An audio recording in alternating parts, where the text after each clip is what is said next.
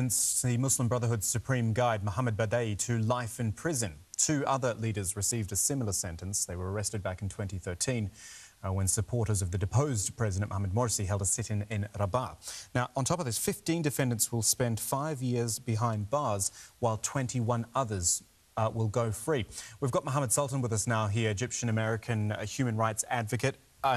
As I understand, among those who were arrested back then, but later, well, how did you get out, actually? Why don't you tell us? Well, I had to undergo a 16 months hunger strike where there was an international effort to get me out, and President Obama intervened on my behalf, and I was released a year and a half later. So the dual citizenship was key for you, I guess. Yes, it was. So I guess what I'm interested in, the fact that, the current climate in Egypt, it's no surprise that life in prison for Mohamed Badai, but the 21 who are going to go free, what do you know more about that? What more can you tell us about them and why? So, it's definitely a good day. It's a good day. It's worth celebrating that patriotic young Egyptians are going to go home and be with their loved ones after, having been robbed of the past 3.5 years of their lives. A lot of these guys, this was the same case that I'm in. I actually got a 5-year. I was one of those that got a 5-year sentence, my father and I, today. See. Yeah. So it's a good day. But it's also a testament to the nature of the charges. It's really important to note that the same judiciary system that just a year and a half ago, April 11th, 2015, sentenced 14 of those same people, some of which are getting released in the next couple of days, sentenced them to death, and then sentenced the rest of us to life in prison.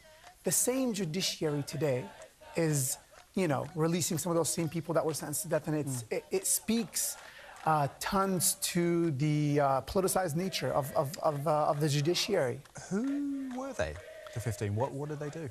The 15 that got nothing. There is not a shred of evidence. No, but what were they doing? Were they activists? Were they just protesters?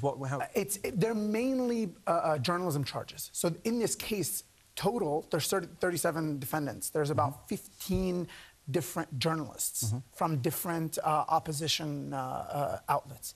So again, it was all based, we got charged with spreading fake news to shake the grandeur of the state. So this is, again, this speaks to the politicized nature of the judiciary in Egypt as a whole. But again, the system in Egypt is not a monolith. So, I liked Ambassador Samantha Power's tweet. She retweeted me when I put the verdict up, and she said... I've got it here, actually. Let's bring this up so we can see. There's your tweet and how she's replied. Yeah, so I think this soundbite, this line, perfectly describes Egypt. That, in Egypt, there is no rule of law. There is rule by the law. And where they have legalized... they have laws now that are passed in a rubber stamp parliament that basically, they prohibit, they designate different political groups, different opposition. The 6th of April, which, was the kind of the spark of the 2011 revolution, they've been designated all by the law. So we have this, again, it's a good day, but it's really important not to forget that there are still at least 4 to 5 journalists that are part of those 15 that got 5 years in prison. Samhi Mustafa, who's literally hasn't seen his kid, Yusuf, one of the most prominent journalists in prison now. He hasn't seen his kid because he was born 5 months after he was, and he's single, he's a kid to a single mother. Got Abdullah Fakhrani, who's a doctor turned journalist, and bright young people, that patriotic Egyptians that are, will have to spend another year and a half in prison to see what the outcome will be. Yep, the hashtag journalism is not a crime, and lest we forget Al Jazeera journalists in jail as well. Yeah. Mohamed, thank you so much for your time. Thank you so much. Do appreciate it. Thank you.